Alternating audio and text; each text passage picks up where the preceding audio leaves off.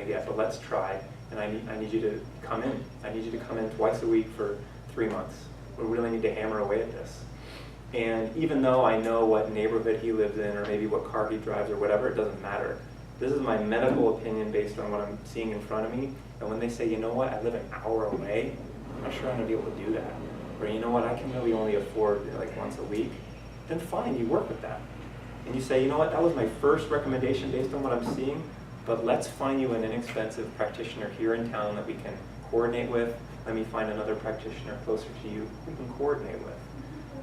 Take charge, make the recommendations based on what you see in front of you. And if problems arise, work with that, work on it.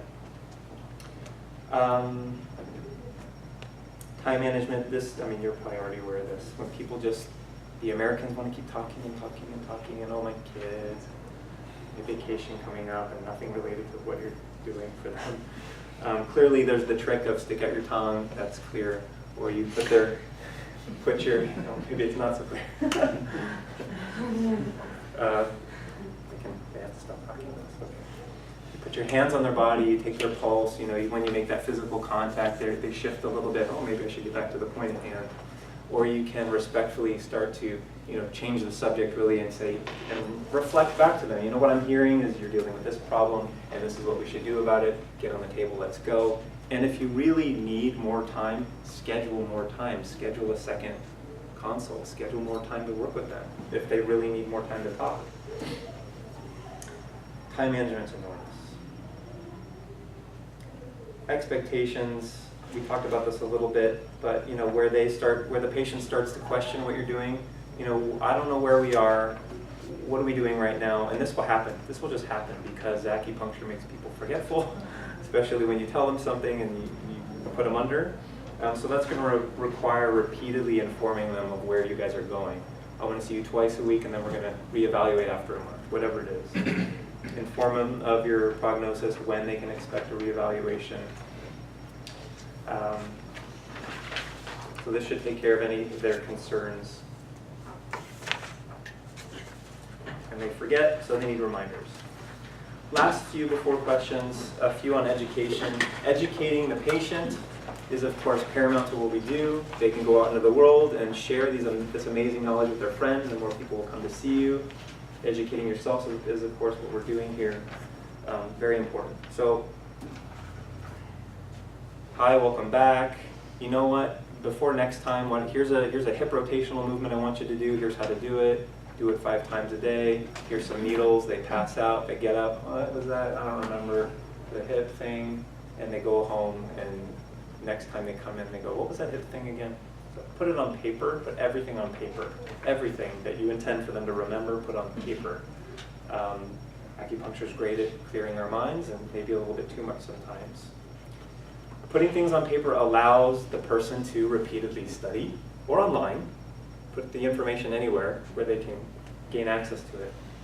It allows them to study it themselves, and then of course it allows them to share it with somebody else. Again, more referrals. The communication of improvements. What you would expect, what the patients expect. A lot of my weight loss patients will come in and they'll get on the scale for that week and, oh, I'm up, 1 pound. I say, you know what, don't worry about it, it's okay. Food and poop and water and clothes, it's like 3 to 4 pounds fluctuating every day. We'll kind of revisit it next week. And I like to talk about it in terms of like the stock market, Ups and downs are normal as long as you're trending in the right direction, right? We want you trending. So when people start to go, you know what, I took your herbs and they threw up, you're awful, I don't want to come back. So sometimes when we're cleaning you out, a lot of garbage comes out, and this might be the first impression that's unfortunate, but let's keep going, take less of the herbs, ups and downs are normal, however you want, whatever metaphor you want. That's one way to communicate improvement, so that they can kind of roll with their own life, because their own life's going to be full of ups and downs. When you have no idea about something, please don't, guess at it, and please don't just say, I don't know, and then move on. You might want to take responsibility and say, you know what, I don't know that, I'm going to go find out, and I'm going to get back to you. Or refer out, of course, if this is a big, I don't know.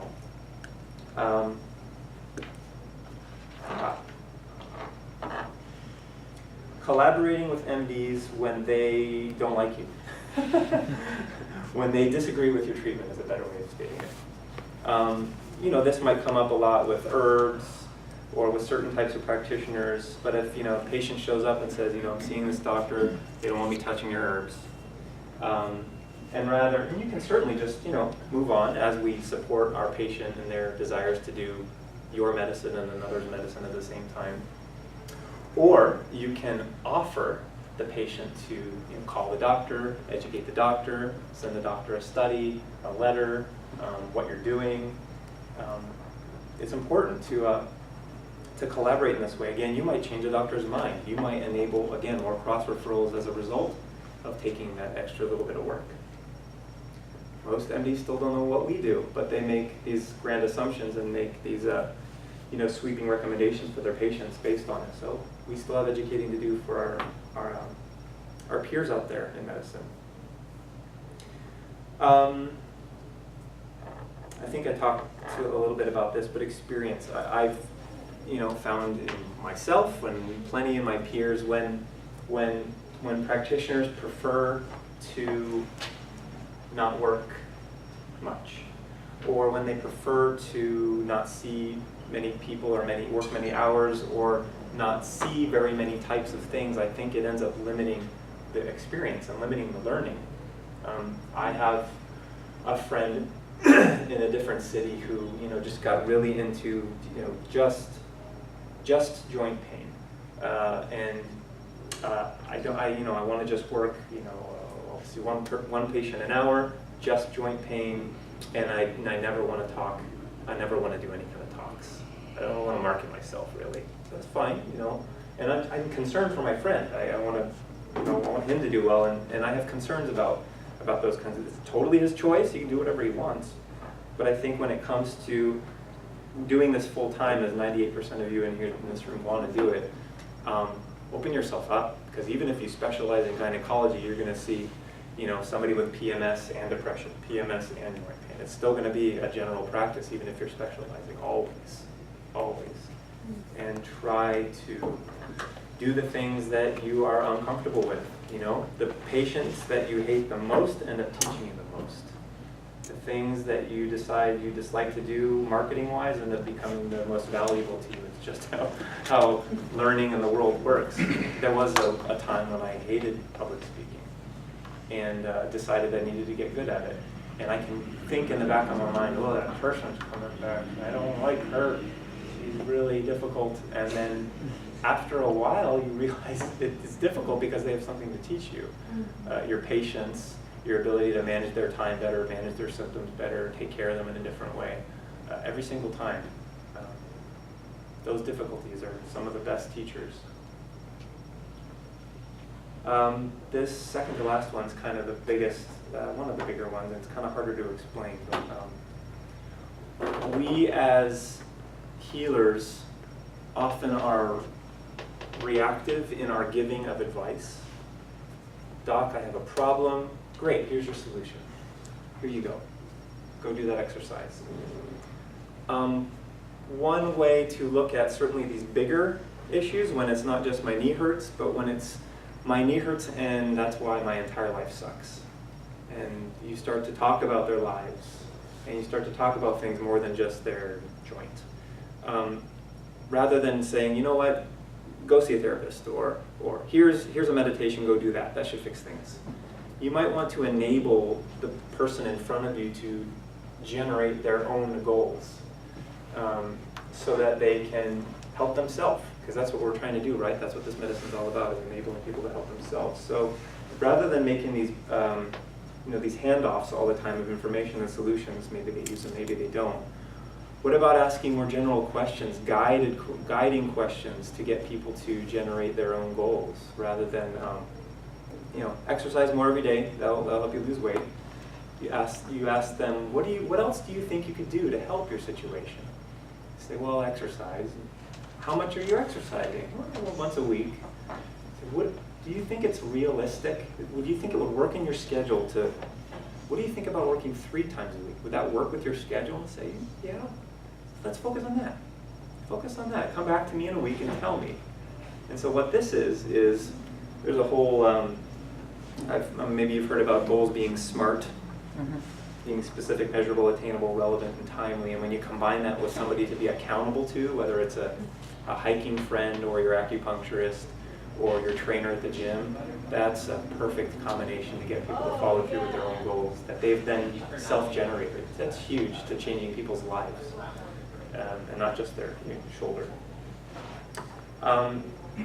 This last one's really about experience. When you get somebody on the phone who calls and asks me, Jason, I have this thing called chikungunya. Can you do something for me? I said, I don't know. I've never done that before. I heard of it, and then I said, well, I've never treated chikungunya, but I know that acupuncture has a place in treating autoimmune disorders. I know that acupuncture has a place in treating inflammatory disorders. I know acupuncture has a place in treating arthritis, which is what chikungunya is. And we took care of him. Herbs and acupuncture and self-care, and he's good. I'm 1 for 1 with chikungunya. It's incredibly rare viral arthritis. So when somebody calls up with something you've never heard of, be honest, but you might be able to decipher a way to explain it differently in that you actually can help. You say, you know what, yes, I've treated pediatrics and neurological diseases and autoimmune disorders and infectious issues, but no, I've never treated what's called pediatric autoimmune neurological disorders associated with streptococcus or pandas. I'd never heard before. Small group of very concerned parents in Orange County whose children all have ticks, and they're blaming it all on strep. Never heard of it, but yes. And so we take care of them and their families as best as we can. I'm done. Questions for you 5 minutes before your class goes. Lorraine with your first. I just want to reinforce, Jason made some really good points about referring and about acknowledging that you don't know something and agreeing to learn it. When I recently did a review of people in California who've been suspended by the board, had their license suspended, a lot of times it was for incompetence. And when I read deeper into the case, it was they didn't refer out when they were over their heads. That's the safest move you can do, absolutely. So that's, so in the next few minutes, any questions about this? Do you spark anything? Do you have any ideas about the kind of practice you want to have? And before you all rush out of here, on my copy, yes, there's a blank spot on here. If anyone who's interested, you can leave your name and email address on the board, and I'll copy it later because there's blanks on here. I'm going to take it with me. I'm setting up my new email address in the next day or two, and I'll be in contact with you. Please. Yeah, you said something like being firm about when you're saying giving them herbs, and I'm trying to figure out the way knowing what their schedule, how they can be compliant. Mm-hmm. Saying okay, so you take these herbs, and they might say, oh, I'm allergic to grass or something okay, I don't know. Or I don't know, do you also do you do a lot of raw formulas too, or? What's your question? Oh, just figure out talking about prescribing or how to be firm but not too over firm with asking them to take herbs. Yeah, I mean, again, this is up to you. Mm-hmm. If allergies aside, you decide if you feel like this person's going to do a raw formula. Sometimes you can tell they've got their 3 different screens and 5 different jobs, and they're probably not going to spend an hour at the oven every 2 days. Here's a powder formula. And but if you determine that the strength of the raw formula determines you prescribing it, you go for it. This is all about trial and error. I mean, I might be sitting up here as the guy who knows things, but I mean, I'm only a few years into this, and I'm still learning too, but you try and see what floats.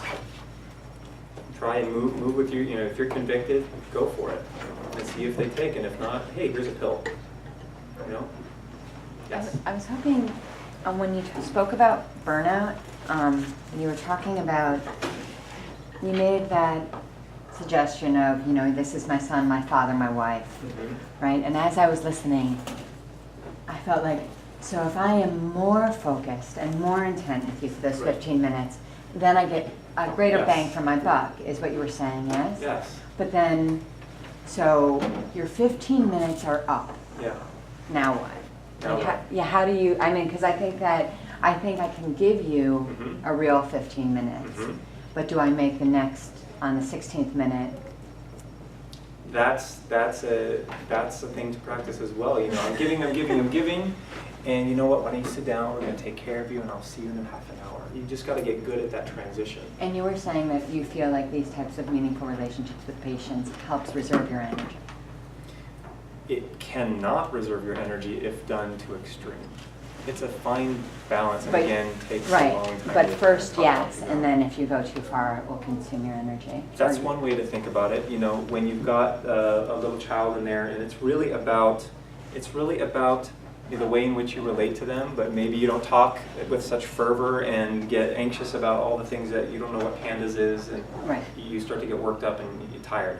But yes, treating them in a certain way while saving your energy is only going to connect you more with whoever's in front of you. So this is a combination of, yes, being everything for that person for a very specified amount of time, and then practicing that transition to leaving the room or see you next week. Those are two different things. It comes with time, but you just be cognizant of how you feel when you leave that room after 15 minutes. You're like, whoa, I'm pooped. Well, maybe you speak softer. Maybe you speak slower. Maybe you are less physically animated. Maybe you don't try to answer every single one of their questions, but still connect with their heart and be a friend and a loving partner to whoever's in front of you. Right. If you're exhausted when you leave a treatment room, the patient probably is too. Yeah, that's a good one. Mhm. So your efforts to help too much are probably tiring them, especially they're tired. Yep, and a lot of times you might find yourself sort of chameleoning yourself toward whoever's in the relationship. You get a tall, thin, nervous person like myself, and they're talking, you talking. Oh, so tired. You get out of there. Which is why somebody like myself likes the sort of large and lumbering people who kind of talk. Oh, that was really relaxing for me. But to be able to gauge your energy no matter who's in the office helps. Yes. Question. So starting out, how much you should charge? I mean, you were Tao Wellness, so I'm sure that was kind Sure. of, but could you say a few words? Because Sure. on the one hand, you think, oh, the market, so, Sure. people at Tao Wellness are only charging this. I'm starting out, maybe I should Sure. charge less. But at the same time, I get a sense that, again, it's like the restaurant. Sometimes people feel like they get what they pay for. Sure, and again, before people disappear, if you want to keep in contact with me, I'd love to have your information. No. Maybe not on the board. Oh, Yeah. I'm going to get charged for that. Maybe in the corner, we won't record it on, maybe we can turn the recorder off now. And we can have people's email addresses here. I'll write them down. And if you have